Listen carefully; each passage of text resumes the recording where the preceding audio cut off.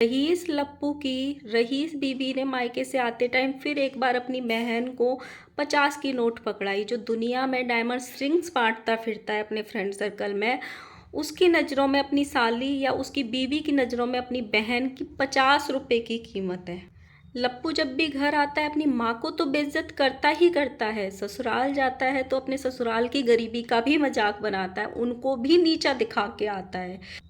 जो लप्पू लप्पी अपने सोने की लंका में खुद नहीं टिकते हैं, खुद नहीं रहते हैं, वो अपनी चाची के एक 6-7 साल के बच्चे को अपने साथ रखने के लिए लेके जा रहे हैं। जो अपना खाना खुद नहीं बना पाते हैं, कभी इसके घर जाते हैं कभी इसके घर, वो एक बच्चे का ख्याल रखेंगे।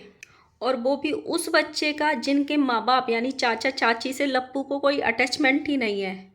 जब भी कोई पर्व होता है, तीज होती है, त्योहार होता है, इनके घर में कुछ भगवान का काम होता है, तभी लप्पी को बच्चे के लिए रोना क्यों आता है। आम दिनों में वो कमी क्यों नहीं खलती है। तब तो ऑडियंस को लताड़ देते हैं कि जब हमको चाहिए होगा हम तब करेंगे, अभी तो हमको हीरोइन बनना है, अभी तो हमको बहुत आगे जाना है।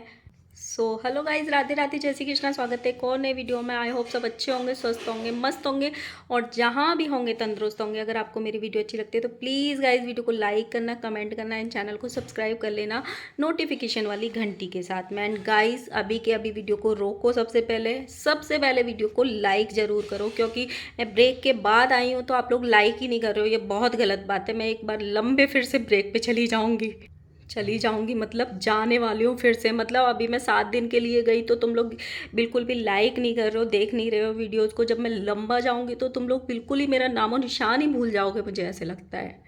सो गाइज आज हम बात करने वाले हैं इस वीडियो में लप्पू और लप्पी की। छठ महापर्व मना के वो लोग फाइनली अपने घर जा रहे हैं। इससे पहले लप्पी अपने माँ बाप से भी मिलने गई है। ये बहुत अच्छी चीज़ है कि चलो उसको एटलीस्ट अब जल्दी जल्दी अपनी मम्मी की, अपने पापा की याद तो आ रही है अपने घर की।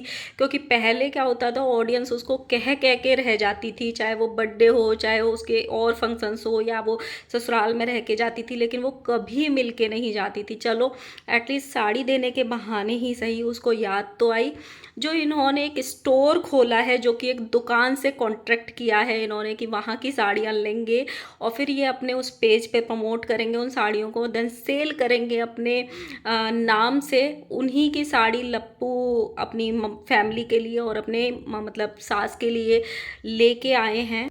गजब की बात यह है कि लप्पू लप्पी ने अपना स्टोर खोला है और इनके घर में से किसी ने भी, ना आंटी ने, ना ननद ने, ना देवरानी ने, किसी ने भी उस स्टोर को प्रमोट ही नहीं किया अब तक, या अपनी कम्युनिटी में शेयर नहीं किया, ना इंस्टा में कहीं शेयर नहीं किया। पर एटलीस्ट चलो ये एक बहुत अच्छी बात है कि लप्पी को साड़ी देने की अपनी माँ को याद रही कि अगर मैं उनके लिए लेके जा रही हूँ तो अपनी मम्मी के लिए भी लेके जाऊँगी, और उनको साथ में अपने हाथ से देने भी गई। ये बहुत अच्छी बात है। लेकिन सबसे बुरी बात क्या है, रईस लप्पू की, जो इतना पैसे वाला है, इतनी सोने की लंका बनाई हुई है, मतलब इसको ना किसी की गरीबी का मजाक उड़ाने में, किसी को बेइज्जत करने में, किसी को नीचा दिखाने में एक सेकंड भी नहीं लगता है। ये लोग गए हैं वहाँ पे प्रसाद लेके गए हैं। उनके घर के जो छठी मैया का प्रसाद बनाया है उसको भी तुलना कर रहा है। जब भी दो लोग कुकिंग करते हैं या दो लोग अपने अपने हाथों से पकवान बनाते हैं या कुछ भी चीज़ बनाते हैं, दो लोग अगर रोटी भी बनाएंगे ना, दो लेडीज़, तो भी उन दोनों की रोटी अलग अलग ही होगी। दोनों की रोटी, दो हाथ हैं, दोनों हाथ की रोटी सेम नहीं हो सकती। अरे सेम तो अपने ही हाथ की हर रोटी नहीं होती है, जिसमें तो दो अलग अलग इंसानों के बनाए हुए पकवान हैं। मतलब लप्पू वहाँ जाके अपनी माँ के बनाए हुए ठेकुओं को ये बोल रहा है, देखो देखो तुम्हारे ठेकुओं से अच्छा हमारे ठेकुआ हैं। सोचो ये, मतलब इसमें इतनी वाहियातगिरी है ना कि तुम छठी मैया के प्रसाद के लिए ऐसे बोल रहे हो कि हमारे यहाँ के ठेकुआ ज़्यादा अच्छे बने हैं, तुम्हारे यहाँ के अच्छे नहीं हैं। एक मुझे इनका ये समझ में नहीं आता, ये लप्पू इतना पैसे वाला है भाई, इतना पैसे वाला है। इसकी रईसी हम सब ने देखी है कि जो इनके दोस्त होते हैं, मान ना मेहमान तू मेरा मेहमान, बिना बात के भी ये लोग उनको गोल्ड गिफ्ट कर देते हैं, सिल्वर गिफ्ट कर देते हैं, या कुछ भी बड़ा बड़ा आइटम्स गिफ्ट कर देते हैं। लेकिन जब लप्पी के मायके की बारी आती है तो लप्पी का खुद ही मन नहीं होता, ये लप्पू मना करके रखता है। क्योंकि लप्पी तो सेल्फ मतलब डिपेंडेंट तो है नहीं, लप्पू पे खुद अपना पैसा कमाती है। तो क्या उसका इतना भी मन नहीं है कि वो कैमरे में दिखा रहे हो तो ही अच्छे से उसको पकड़ा दो। पहले भी एक बार ये चीज़ों का मुद्दा बना था कि लप्पी ने 50 रुपये दिए अपनी बहन को और उसमें ये बोला कि सबके बीच में इनको बांट लेना। और इस बार भी ऐसे हुआ कि जब आई तो आते टाइम 50 की नोट अपनी बहन को पकड़ाई। अगर यही चीज़ आंटी जी करें, मतलब लप्पी की मम्मी देना, तो समझ में आता है माँ के दिए हुए एक का सिक्का भी बहुत बहुत बहुत मायने रखता है। और आंटी दें तो वैसे भी समझ में आता है कि उनकी घर की स्थिति वैसी है, वो देख के लगता भी है। लेकिन लप्पी तो रईस लप्पू की बीवी है जो लोगों को ऐसे ही सोने की अंगूठियाँ और चीज़ें ये गिफ्ट करते हुए फिरते हैं। तो सोचो, लप्पी अपनी बहन को 50 रुपये पकड़ाती है विदा के टाइम या आते टाइम। बात कम पैसे की या ज़्यादा पैसे की नहीं है, बात है जितना तुम फेंकते हो दुनिया के सामने, जितना अपनी रईसी दिखाते हो। ये रईसी पूरी दुनिया के लिए है, सिर्फ लप्पी की अपनी माँ बाप के लिए नहीं है या लप्पी की अपनी बहन के लिए नहीं है। मतलब आज के टाइम में एक मैरिड बहन अपनी छोटी बहन को 50 रुपये कौन देता है यार। बहन तो छोड़ो, बहन के बच्चों को भी आजकल कोई 50 रुपये नहीं देता है। और भी कोई इंसान हो ना जो अपनी ऐसी इतनी बड़ी बहन को 50 रुपये दे के आते हो अपने मायके जाके, तो मुझे ज़रूर कमेंट करके बताना। लेकिन हाँ, हो सकता है बहुत सारे लोग देते भी होंगे, लेकिन वो लप्पू जितना तो रईसी नहीं झाड़ते होंगे सोशल मीडिया पे आके। 2 दिन पहले शायद मैंने एक वीडियो बनाई थी कि लप्पी छठ घाट पे रो रही थी, उसको देख के अच्छा नहीं लग रहा था।